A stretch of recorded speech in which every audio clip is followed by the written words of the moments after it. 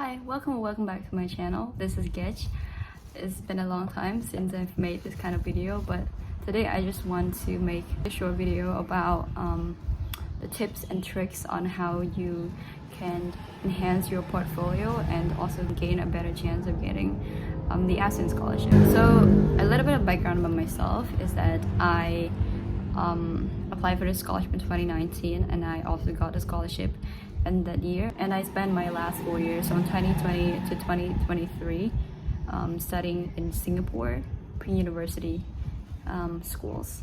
So this video won't be things like a step-by-step process and how you can get the scholarship, but more of like general tips and tricks that I think are crucial to note and can definitely help you to stand a better chance of getting the scholarship. So without further ado, let's get started. So the first one is preparation. So for preparation, definitely the first thing that came to mind is academics. Because the scholarship is a merit-based scholarship, you have to have like good grades. I don't necessarily think you need to have like all A's for everything, but definitely things like getting good grades, being top of your cohort or top of your class, or maybe top 10 to 20% of your cohorts will definitely help you in this process. And next is CCA. CCA stands for co-curricular activity. So it is kind of like an activities that you do beside your formal school curriculum. So it can be things like science competition, can be different clubs like sport clubs or other interest groups that you are a part of, and definitely good if you have like leadership positions in them, things like student council, class president, or like being captain or maybe president of different clubs that you are involved in. And I feel that if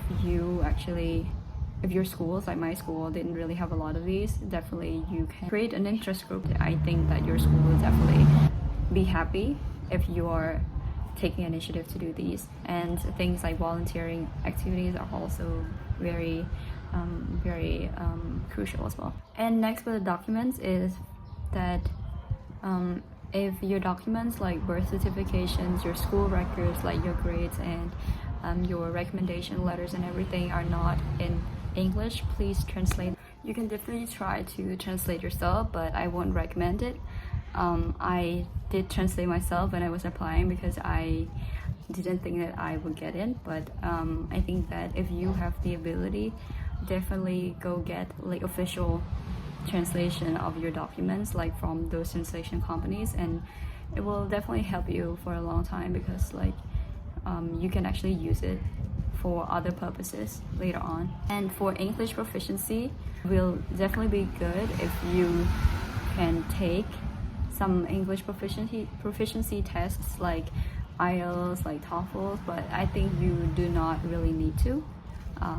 In my case, I didn't do any of that. I just submit my English grades at school and that's it. But if you have the ability to, you can definitely do that so that you can actually show them like the physical proof of your English proficiency. Now we're moving on to the second point, which is the examination. So there are 3 parts to the selection test. There are math, English, and IQ test. These were what were tested during my years, and I think that it's not that different for other subsequent years, even this year. So let's just move on quickly to maths. Okay, so I think that the math that they are testing you is probably around secondary 2 to secondary 4 for the knowledge content, and I think that you will probably learn these concepts at schools. It's just that you might learn it in your own language but not in English. So I really encourage you to search on Google of the secondary 2 to secondary 4 knowledge contents, so that you can familiarize yourself with the concepts that are taught in these like levels. And if you're wondering what is secondary 2 to secondary 4, basically secondary 2 is like an 8th grade, then secondary 4 is 10th grade. Definitely Google them, and there are lots and lots of contents on the internet that you can Google if you want to practice questions definitely check Google for that, and also familiarize yourself with English terms if you're not familiar. And also there are some questions that are more like beyond that levels, or like they are more creative in nature.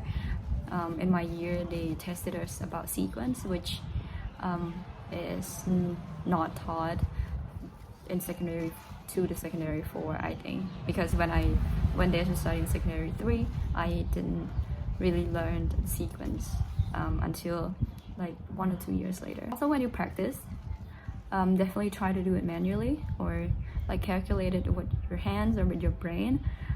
Try not to rely on the calculator, because if I don't remember wrongly, you are not allowed to use calculator in your exam room. Next up is English test.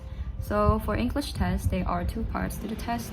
There's the essay component and the other component, which is like a comprehension / grammar sections.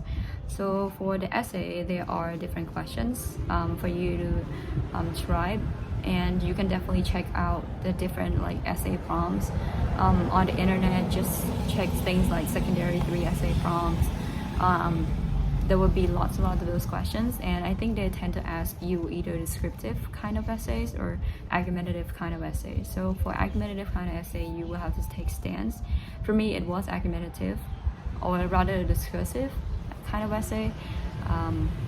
Yeah, but I think for a lot of students, the essay question types that come out almost every single year is the descriptive type, like describe something. And if you're not familiar with it, definitely go and try to practice and read sample essays. I think it is really important for you to be familiar with all these type of questions beforehand, because I believe that some of you might not learn it in your own country's curriculum. Like myself, I did not learn these type of questions, and also you need some essay writing skills. For me, I just went with my gut feeling, but I was lucky, so definitely prepare your best. Another component is the comprehension / grammar. So this section will require you to know quite a bit of vocabularies and grammar rules. I suggest that you read lots of books, and also try to do like comprehensions, like secondary 2 or secondary 3 comprehensions papers that you can research from the Google. It might not necessarily be like that, but you can pick up a lot of great vocabularies, and also reading comprehension abilities as well. And so that you won't be like me, I had to guess a lot of the words there because I didn't know that many words. But it's definitely good if you have the ability to guess the words meaning according to the context. It really helps a lot. So that's why reading books will help you a lot with this. And lastly, IQ test. So IQ test is the pattern recognition test. You can find all of those online, and yeah, that's it. Now moving on to the last part, which is the interview. So if you are invited for the interview, congratulations, you are at the last stage of your scholarship application process. So for some countries, you need to wait for the result of the paper tests, but for my country or my year, the paper tests and the interview were one day after another, so we didn't have to wait for the exam results to be released in order to be invited for the interview. So I have written down different points of it, so I'm just gonna read off the notes that I made. I believe the interview play a very big role in helping you to get a scholarship. It's your time to show your interviewers how passionate and how committed you are, as well as your personalities as well, because it's very important to the interview panels as well.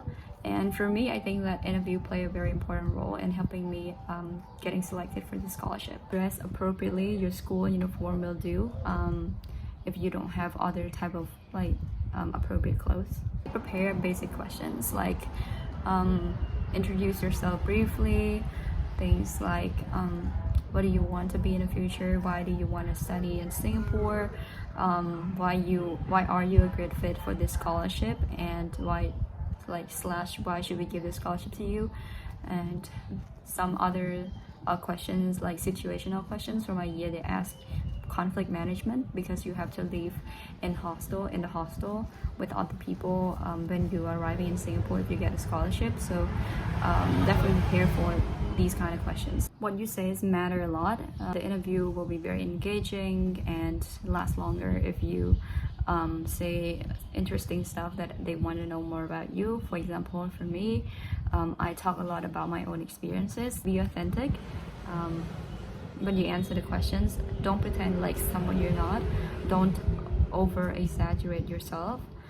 Just try your best to answer the questions that they give you in an honest possible way, and yeah, and be humble as well. I asked some of my Chinese friends who also got a scholarship, and we will ask some more intellectual questions relating to their career aspirations and stuff like that. So definitely be prepared, but you don't have to be very nervous about that. Just try your best to answer the questions. Also, don't forget to include examples to illustrate your points if possible. This will also help the interviewers get to know you a little bit better as well. And definitely don't be afraid to ask them for some time to think. If you can't really think of the answer immediately, they would be more than happy to give you some time to actually think about the response that you would like to tell them. And at the end, ask them questions if you have any.